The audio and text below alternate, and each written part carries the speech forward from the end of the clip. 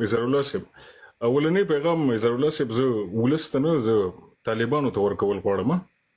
دې ځکه په ځوانان ناست کوم چې دا پیغامونه طالبانو ته ورورسي نو طالبانو ته زه د قران یو آیت وایم په سوره بقره کې یو سلسلور درشتم نمبر آیت ته چې تلک امه قد خلت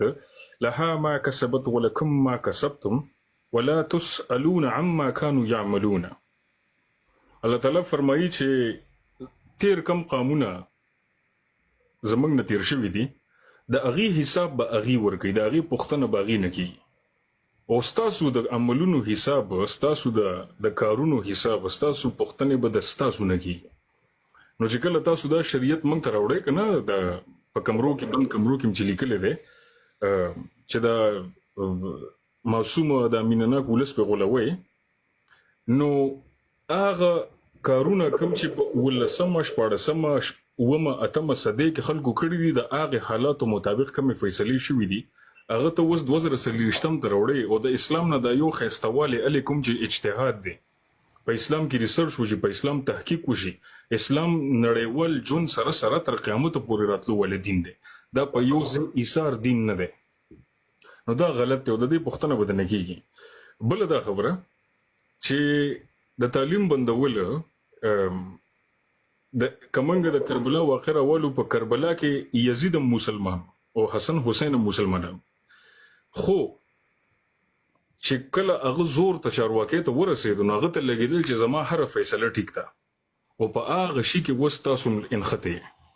هغه بیماری کې تاسو نه خته چې چارواکي ته ورسېد مشرې ته ورسېد ته لګي چې روغ ما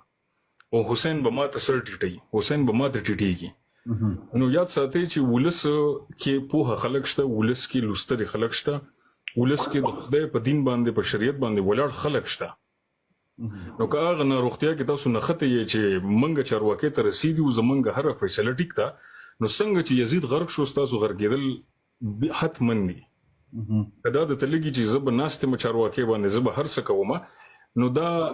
افغانستان باندې مشرق استاد خدا افغانستان د زمکه چې د خدای جوړه کړی ده بشکه افغانستان باندې ناس خوته فیصله ته خدا بندگان چې د خدای جوړ کړی دي او په افغانستان باندې امرونه چې د کندهار نه تر ازته منه خدا نړۍ د خدای په حکمونو باندې چلی دا نړۍ چلی د خدای په قدرت باندې د خدای په عملونو باندې ټول نه غټ ذات غدي داغه نه بر هیڅ کم نشته داغه د قران نه بر یو خبرم نشته هیبت الله خنزاده خو ډیر معمولی سړی دی د قران په مقابله کې هغه قران چې دغه زمنګ د بار اتورټی ده نو کپدې نه روغتیا کې تاسو نه خته یې چې موږ به تر عمره پورې د سکو نو بره یو خدای ناشته بره د ټول کائنات رب ناشته چې ځان ته جلال ویلی دي صحیح ده هغه غیرتی ذات ده نو دا ختمېدل چې تاسو حتمن ځکه چې ظلم یو حد ته ورسی نو خدای هغه نه پاتې کوي دا ډېر خلکو کړی دي راځم د لاریونو خبرې ته او وسره د افغانستان مخ کې څه کول پکار دي د افغانستان ټول پښتنو ولسته لاریون ډېر مهم دی ځکه چې د لاریون اولنې دا پیغام رسیږي چې ټولنه سغواړي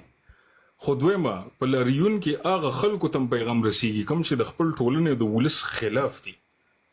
هغه تم رسیږي چې زمونږ زیاتره ولس د چا چې دا وطن دی د چا چې د ځمکې دغه غواړي سره لاریون په دې باندې ډېر زیات مهم دی په دې کې ګډون په ټولو باندې فرض دی په ټول افغانانو باندې خپل خويندو لپاره په دغه باندې په دنیوي لحاظ سره تاسو باندې فرض دی چې تاسو د لړ شي دا ګډون دی کې وکړي اخیری خبره زبر راوند کوم چې دې باندې باسونه بکیږي خويندو دلته خبرې وکړي ځوانانو وکړي هر څه خبر وکړه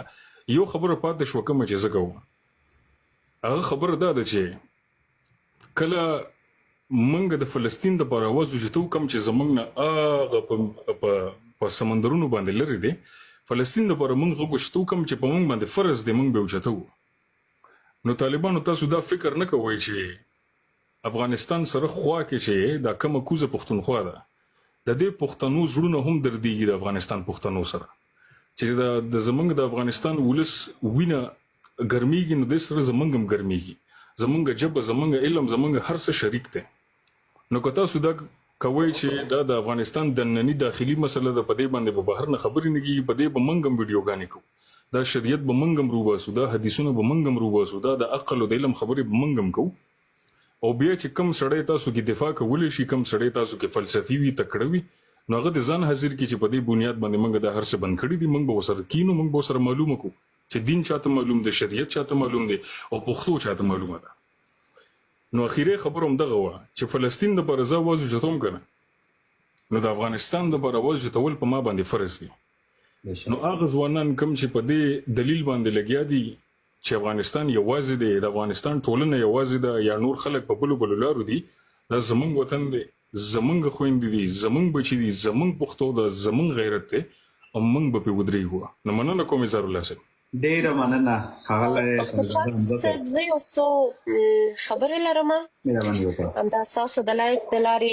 چېرته به څه خبر کوي ډاکټر صاحب بله بالکل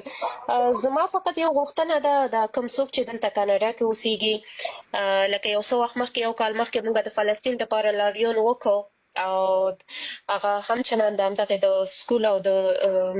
د کالجونو د لارې مو وکړو چې ډېر ښه تمام شو ډېر ښه نتیجه یې ورکړله نو زه بیا هم که چېرته دغلته کوم څوک یې د کاناډا نه دلته یې د ټورنټو نه یي زه حاضر یم چې هر څوک یې ما سره په تماس کې شي ما سره خبرې وکړي او موږ همچنان داسې یو لارې ورته جوړه کړو لاریون به وکړو جنکۍ دلته ډېرې دي ډېر زیات افغانان دي دلته او زما خپله یعنې لکه غواړم چې دغسې یو مشوره ولرم چې خپله مې دغسې یو پلان دی چې د دې ځینه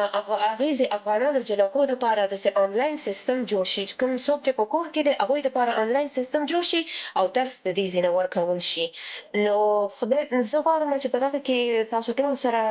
مشوره ولرم انشاءالله چې راته کار وکړي او موفق شم پکې او هر څوک چې دلته د کاناډا نه دي نو راځئ سره یو ځای شو او د افغانې نجلۍ لپاره د افغانستان د ښځینهو لپاره اواز پورته کړو تر څو یو څه مثبته نتیجه ورکړي مننه تاسو له خوشحال صاحب خوشحاله اوسئ ژوندی اوسئ